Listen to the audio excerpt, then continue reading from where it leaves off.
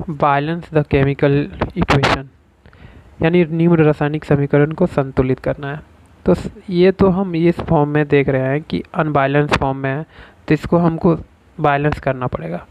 तो सबसे पहले हम देखते हैं, ये साइड जो होता है ना, इसका नाम होता है अभिकारक, यानी इंग्लिश में बोला जाता है रिएक्टेंट, और इस साइड में जो होता है उसको उत्पाद बोला जाता है, यानी प्रोडक्ट। तो सबसे पहले हम देखते हैं अभिकारक के साइड में कार्बन की संख्या कितनी है और ऑक्सीजन की संख्या कितनी है। तो कार्बन की संख्या तो 1 है इसमें, और ऑक्सीजन की संख्या कितनी है 1 यहाँ पे, और यहाँ पे 2 3 है। और प्रोडक्ट की तरफ देखते हैं कि कार्बन की संख्या तो 1 है मगर ऑक्सीजन 2 है। तो सबसे पहले हम ऑक्सीजन को इसे 2 से मल्टीप्लाई करेंगे, तो यहाँ पे ऑक्सीजन तो 2 और यहाँ पे 2 4 हो गया ऑक्सीजन, मगर कार्बन की संख्या बढ़ गई। तो कार्बन की संख्या जब बढ़ गई तो प्रोडक्ट में यहाँ पे 2 से मल्टीप्लाई करेंगे। तो अब देखते हैं कि कार्बन 2 है, ऑक्सीजन 2 है, और यहाँ पे भी ऑक्सीजन 2, यानी 4 ऑक्सीजन कार्बन 2, यानी ये संतुलित, ये बैलेंस हो गया, यानी संतुलित। नेक्स्ट आयरन है अभिकारक की तरफ, यानी रिएक्टेंट की तरफ, और आयरन यहाँ पे कितना है 3 है, तो फिर इसको 3 से मल्टीप्लाई कर देंगे, तो ये तो बैलेंस हो गया। मगर हाइड्रोजन 2 है यहाँ पर भी हाइड्रोजन 2 है, तो ये तो बैलेंस है। ऑक्सीजन अभिकारक की तरफ 1 है और उत्पाद की तरफ है 4, तो सबसे पहले ऑक्सीजन को 4 यहाँ पे कर देते हैं, तो कितना हो गया, ऑक्सीजन तो 4 हो गया मगर हाइड्रोजन की संख्या बढ़ गई, कितना हो गया 4 2 जा 8, तो हाइड्रोजन को 8 बनाना है, तो 4 2 जा 8, ये बैलेंस हो गया।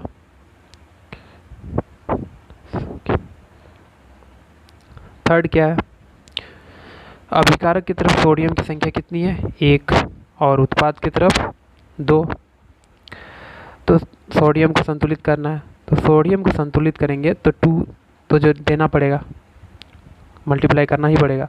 उसके बाद देखते हैं ऑक्सीजन 2 है मगर उत्पाद की तरफ सिर्फ 1 है, तो इसको 2 से मल्टीप्लाई करेंगे, तो मेरा सोडियम की संख्या फिर बढ़ गई, कितनी होगी 2 2 जा 4, फिर इसको 4 से मल्टीप्लाई कर देते हैं, अब ये संतुलित हो गया, बैलेंस हो गया।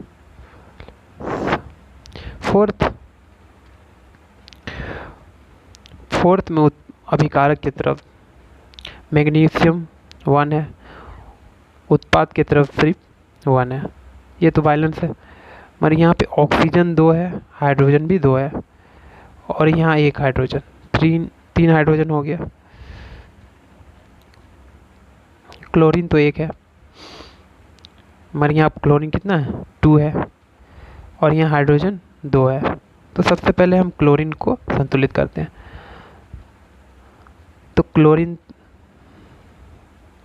तो 2 हो गया मगर हाइड्रोजन 2 और 2 4 हो गया, तो सबसे पहले हाइड्रोजन को 2 से मल्टीप्लाई करेंगे तो 4 हो गया।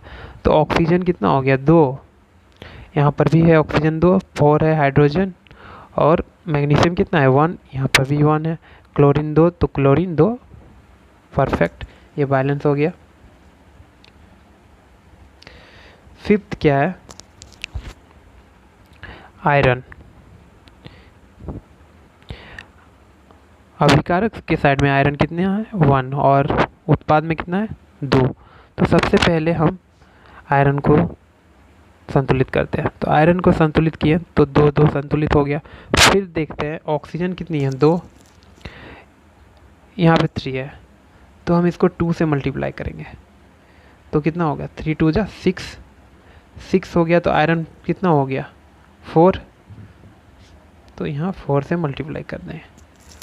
उसके बाद देखते हैं कि 6 है, तो ऑक्सीजन को तो ऑलरेडी हमको 6 बनाना ही पड़ेगा, तो 3 से मल्टीप्लाई करेंगे, तो ये क्या हो गया बैलेंस हो गया।